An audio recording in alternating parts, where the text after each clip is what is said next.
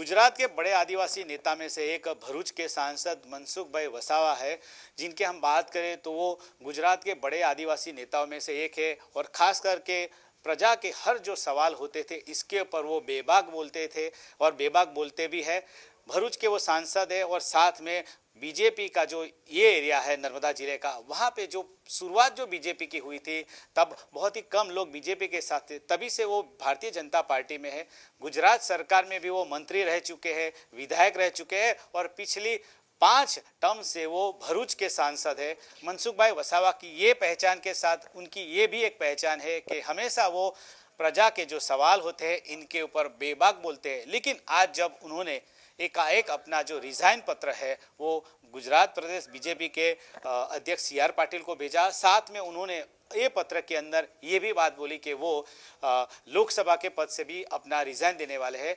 तो इसके बारे में हमारे साथ बातचीत करने के लिए भरूच के सांसद मनसुख भाई वसावा है। मनसुख भाई, खास करके अचानक ये आपने निर्णय क्यों लिया कि आपको पार्टी से रिजाइन करना है? भारतीय जनता पार्टी में 93 से हूँ, भारतीय जनता पार्टी से जुड़ा। भारतीय जनता पार्टी ने मुझे बहुत कुछ दिया है। 95 में भी यहाँ MLA था राजपीपला में और किशु भाई की सरकार में भी मंत्री बना।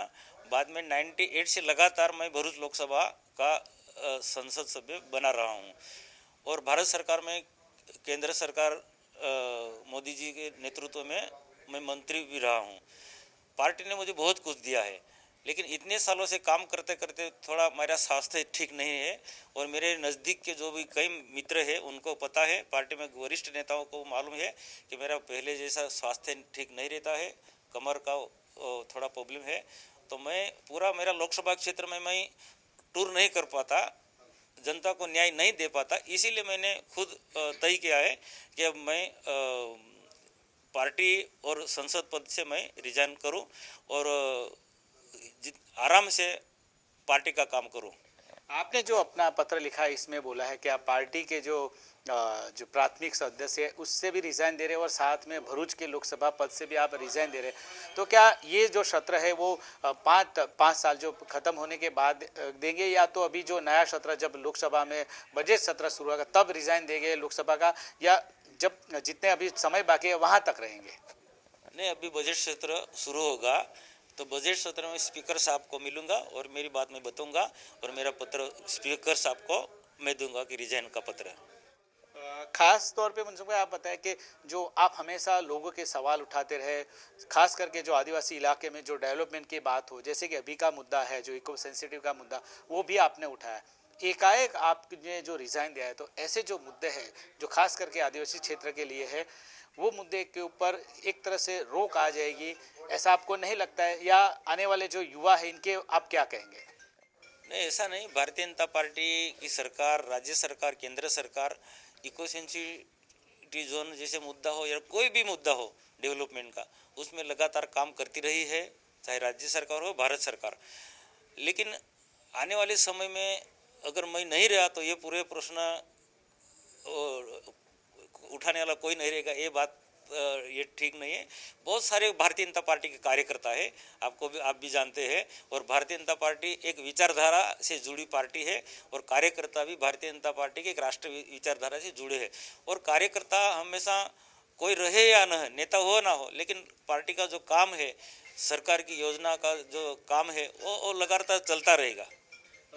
मनसुख भाई, आप 70 के ऊपर आपकी एज है और आपने बिना किसी दबाव, आपका कहना कि आपने बिना किसी दबाव में अपना रिजाइन दे दिया, लेकिन बहुत सारे ऐसे पॉलिटिशियन हैं इनकी उम्र बहुत हो जाती है, जब पार्टी निकालती है तब वो जाते हैं। तो क्या ऐसे लोगों के लिए आप कुछ ये एक संदेशा देना चाहेंगे कि आपकी अगर उम्र हो तो राजनीति के अंदर भी क्या एक निवृत्ति की कई एज होनी चाहिए? क्या आपका इसके बारे में आपका क्या कहना है?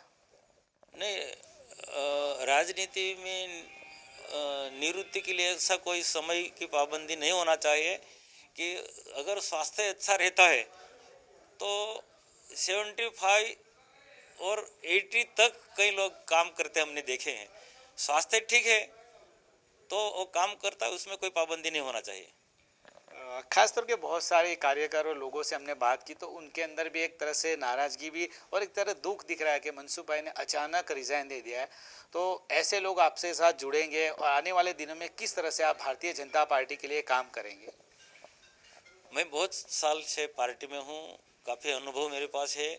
तो बाकी का आने वाले समय में मेरे जो कार्यकर्ता है, यंग कार्यकर्ता है, उनको मैं साथ में उसके साथ में रहूँगा और समय समय पर उनका पूरा मार्गदर्शन करूँगा मैं। तो क्या पार्टी का कोई ओहदा है वो आप लेंगे कि नहीं लेंगे? क्या किस तरह से पार्टी से जुड़े रहेंगे? नहीं नहीं, पार्टी का होद्दा हो या न हो, काम करने वाले व्यक्ति को होद्दे की कोई ज़रूरत नहीं होती।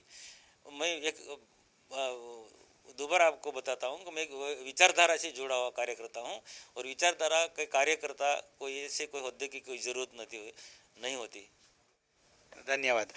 तो ये थे भरूच के सांसद मनसुख भाई वसावा, जिन्होंने बताया कि उन्होंने जो रिज़ाइन दिया है उसका मूल कारण ये है कि उनको जो थोड़ी बीमारियां है और इसकी वजह से इन्होंने ये रिज़ाइन दिया है। लेकिन आने वाले दिनों में जितने भी युवा है उनको उनकी किसी भी तरह का मार्गदर्शन की ज़रूरत पड़ेगी तो वो मार्गदर्शन देते रहेंगे। लेकिन सक्रिय राजनीति से मनसुख भाई वसावा ने रिज़ाइन दे दिया है।